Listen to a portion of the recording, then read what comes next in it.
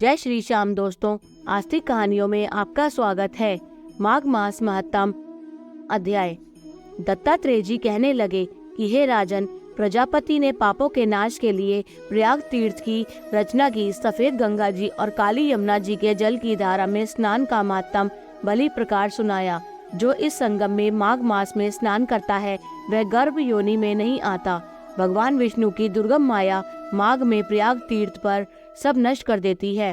माघ मास में प्रयाग में स्नान करने से मनुष्य अच्छे भोगों को भोग कर ब्रह्म को प्राप्त होता है। माघ मास तथा मकर के सूर्य में जो प्रयाग में स्नान करता है उसके पुण्यों की गिनती चित्रगुप्त भी नहीं कर सकता। 100 वर्ष तक निराहार रहकर जो पुण्य प्राप्त होता है वही फल माघ मास में 3 दिन प्रयाग में स्नान करने से होता है। जो फल 100 वर्ष तक योगाभ्यास करने से मिलता है।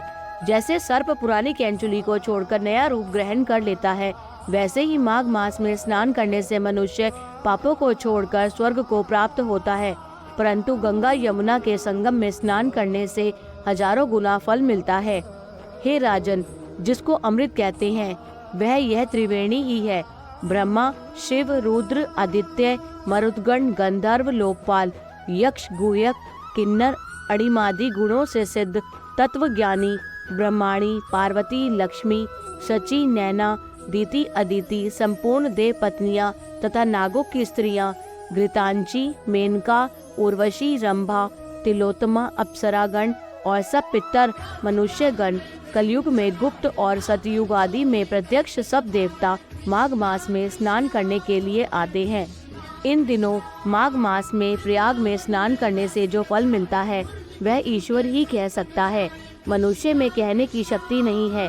हजारों अश्वमेघ यज्ञ करने से भी यह फल प्राप्त नहीं होता। पूर्व समय में कांचन मालिनी ने इस स्नान का फल राक्षस को दिया था और इससे वह पापी मुक्त हो गया था। जय श्री श्याम।